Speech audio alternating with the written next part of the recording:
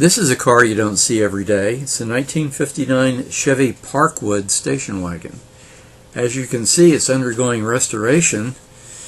The interior is done, I would say, but the exterior awaits restoration and paint.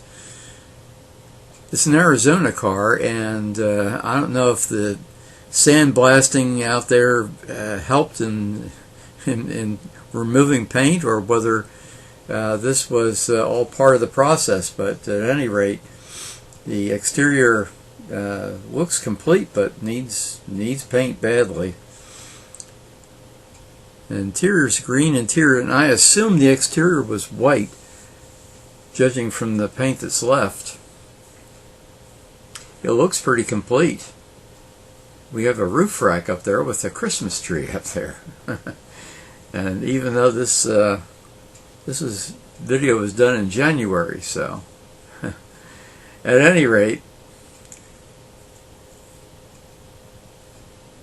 there were 4 different series of station wagons in 1959 for Chevy. They were locked in a battle with Ford for a station wagon king.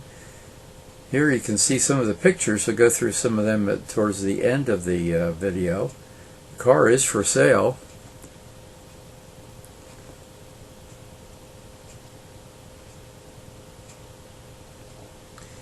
Now there's 4 different levels of trim.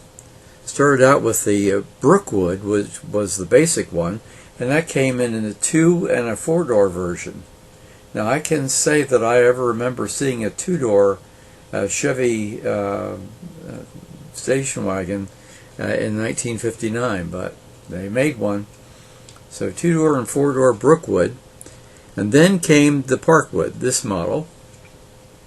And then came the Kingswood, which had 3 rows of seats, and top of the line was the Nomad. Now the Nomad was leftover terminology from the famous 55 and 56 and 57 Nomads, the 2-door versions.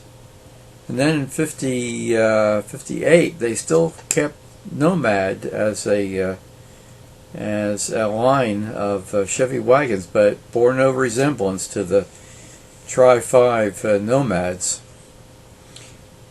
And then, of course, we see it again in 59 here as a Nomad at the top end of the line. But this is next to the low price leader here in station wagons at Chevrolet. So I thought I'd show you this one. It shows you some of the trials and tribulations that you have when you're attempting to restore a vehicle. And I imagine that body parts for station wagons would be pretty scarce.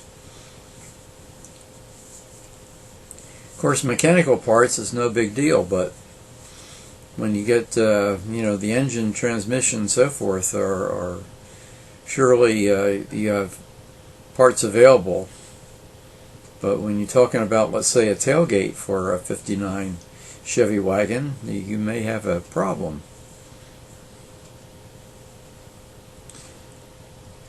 And in a minute or so we're going to show you some of those pictures. I didn't go through it in any order, just at random here, but it does look like they took the body off the chassis, I guess, and did some major work. Be interesting to know what the frame is like. Being in Arizona, it should have been saved from rust under the body.